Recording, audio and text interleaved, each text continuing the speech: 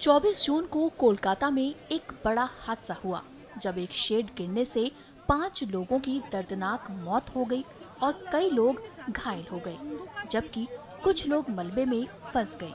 घटना के बाद से लगातार राहत और बचाव कार्य जारी है। एनडीआरएफ की टीमें मौके पर दिन रात काम कर रही हैं और बेहद चुनौतीपूर्ण परिस्थितियों के बीच फंसे लोगों को सुरक्षित निकालने की कोशिश कर रही है। एनडीआरएफ कमांडेंट ने बताया कि टीमों को कई मुश्किलों का सामना करना पड़ रहा है। रेस्क्यू वर्क में अभी तक तो हमने 16 लाइव विक्टिम्स और 4 डेड बॉडीज, मतलब अनकॉन्शियस विक्टिम्स को अभी तक निकाल के भेजा है।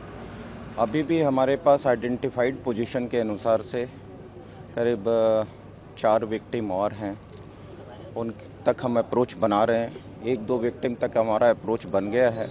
अगले हम 10 से 15 मिनट के अंदर उनको हम निकालने में सक्षम हो पाएंगे, क्योंकि चैलेंजिंग सिचुएशंस ऐसा है कि काफ़ी गर्डर्स हैं और विक्टिम के ऊपर में गर्डर्स हैं, बहुत हेवी गर्डर्स हैं, उनके नीचे भी हैं।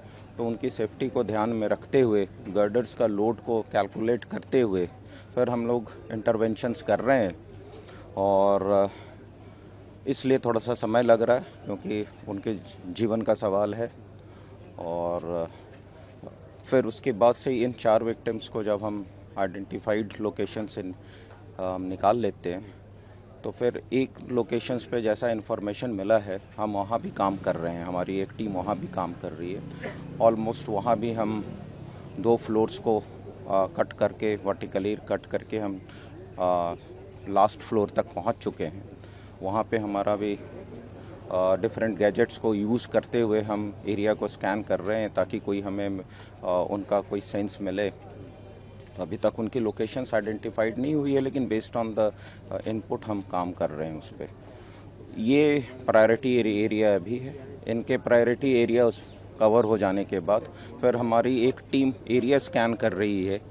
एरिया स्कैनिंग में हमारा प्रयास है कि और भी अगर कोई विक्टिम्स, डिफरेंट लेयर्स जो हैं यहाँ पे, उसमें अगर कहीं किसी कारण बस दबे हैं या कुछ उसमें सेंस है, तो हमारी सिस्टम, हमारे गैजेट्स उसको सेंस करें, हमें कुछ इंडिकेशंस मिले, तो वो टीम भी साइमल्टेनियसली काम कर रही है।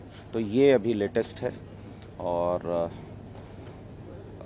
कोशिश जारी है कि मैक्सिमम से मैक्सिमम लाइव विक्टिम्स को हम निकाल पाए। बचाव अभियान पूरी तेजी से चल रहा है। रेस्क्यू टीमें अब भी मलबे में फंसे लोगों की तलाश में जुटी है और हर संभव प्रयास किया जा रहा है कि सभी को सुरक्षित बाहर निकाला जा सके। राहत और बचाव कार्य अभी भी जारी है और स्थिति पर लगातार नजर रखी जा रही है।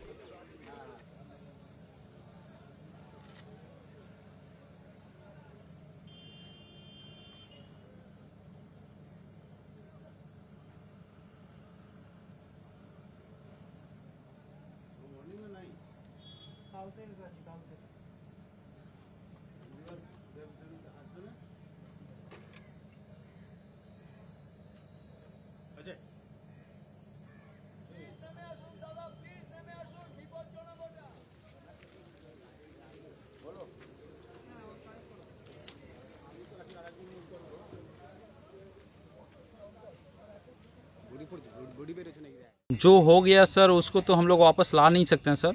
बस हमारे विनती शुभेंदु दास से है कि आज की जो गरीबी, इनके जो दादा को जो समथिंग कुछ एक्सीडेंट हुआ, उनको मिल में काम करने की वजह से हुआ है। हम लोग को जहाँ तक पता है, हम लोग को जहाँ तक सूत्रों के माध्यम से पता है, उनका मिल में वो काम करते थे, किसी कारण से उनका इंसिडेंट हुआ है। तो उसकी वजह से आज की जो पश्चिम बंगाल में जो मिल की जो जर्जरी अवस्था है, आज हज़ारों लोग बेघर है मिल के वजह से, आज हज़ारों लोग खुदकुशी कर रहे हैं मिल के वजह से, आज हज़ारों लोग मिल के काम के वजह से दूर दूर तक जा रहे हैं।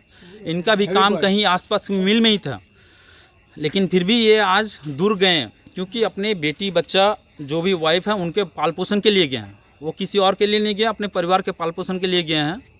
तो हमारी विनती सिर्फ यही शुभेंदु दास से है, क्योंकि हम भी एक परिवार से जुड़े हुए हैं। शुभेंदु दास से मेरा यही रिक्वेस्ट रहेगा, शुभेंदु दा, इन जैसे हज़ारों परिवार हैं शुभेंदु दा, जो आज भी जूट मिल में काम करके अपना परिवार रोजी रोजन कर रहे हैं।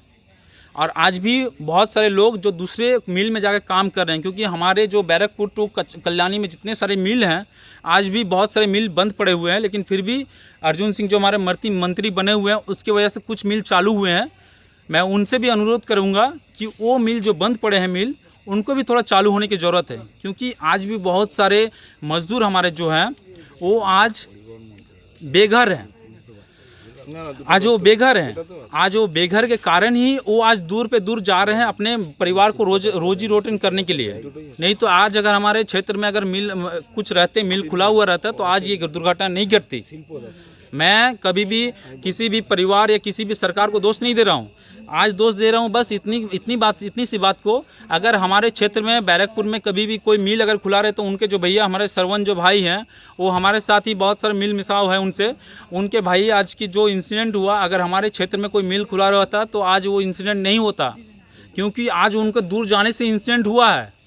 अगर वो हमारे पास में कोई मिल में काम करते तो ऐसे इंसिडेंट होने की संभावना खूब ही कम होता।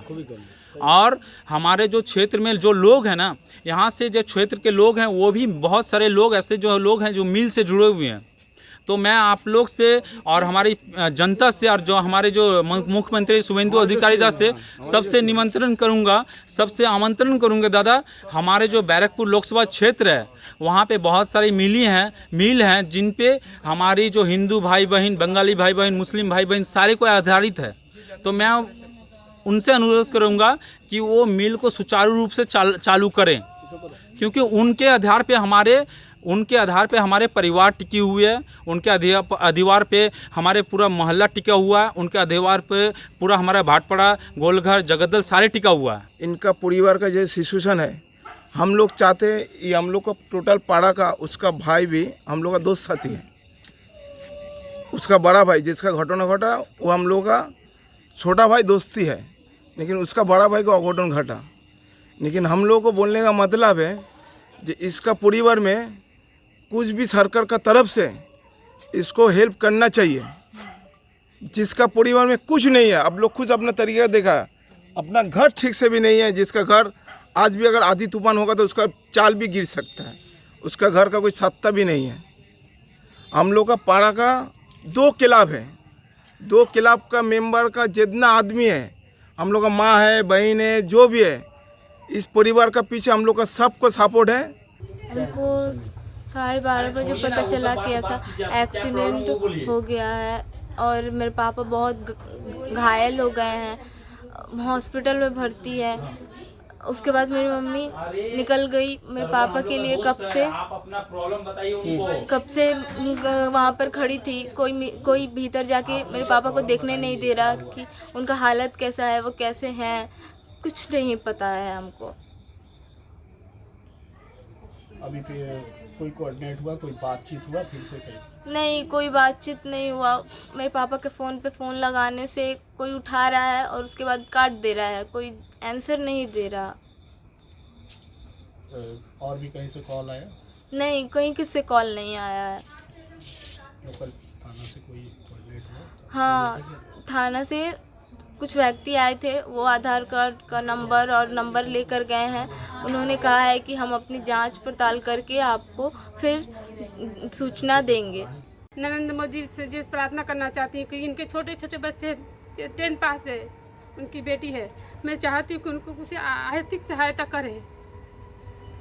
शुभेंदु अधिकारी जी से मैं कहना चाहती हूँ कि हम लोग उनके पश्चिम बंगाल राज्य के निवासी हम जो घटना हुआ है उसका कुछ मुआवजा मेरे बेटी को मिले, सहायता मिले मेरे बच्चों को, कि आगे बढ़ सके, पढ़ाई लिखाई अच्छी तरह से कर सके। हम लोग रात भर वहीं पे बैठे हुए हैं, लास्ट में हम लोग अभी आए, जब नहीं आया तो हम लोग यहाँ पे आए। ये घटना के बारे में कितना बजे? हम लोग उसी समय निकल गए घर से, रात भर तब से हम लोग यहीं पे हैं। रानीगंज से ये लोग रानीगंज से आए, हम लोग डानकुनी से यहीं पे तब से। कितना बजे मतलब मालूम पड़ा आपको कि हम लोग को 2 बजे पता चला था। हाँ, हॉस्पिटल में लिस्ट देखे ना? हाँ देखे, नहीं है, नवीन सिंह नाम से कोई नहीं है। अच्छा, यहाँ पुलिस या एमसी कुछ बोल रही है? नहीं, अभी तो कुछ नहीं, अभी तो आए हम लोग, अभी सर लोग बोल रहे हैं कि बता रहे हैं। अब वो है अंदर भी कि नहीं है हम लोग नहीं जानते हैं। क्या काम करते थे यहाँ पे? ढलैया वाला काम करते थे। उनका साथ और 4-5 थे, वो लोग सब हॉस्पिटल में भर्ती हैं। वो लोग का थोड़ा बहुत चोट लगा और 2 जन शायद, एक तो नहीं है और 1 जन है फंसे हुए अभी।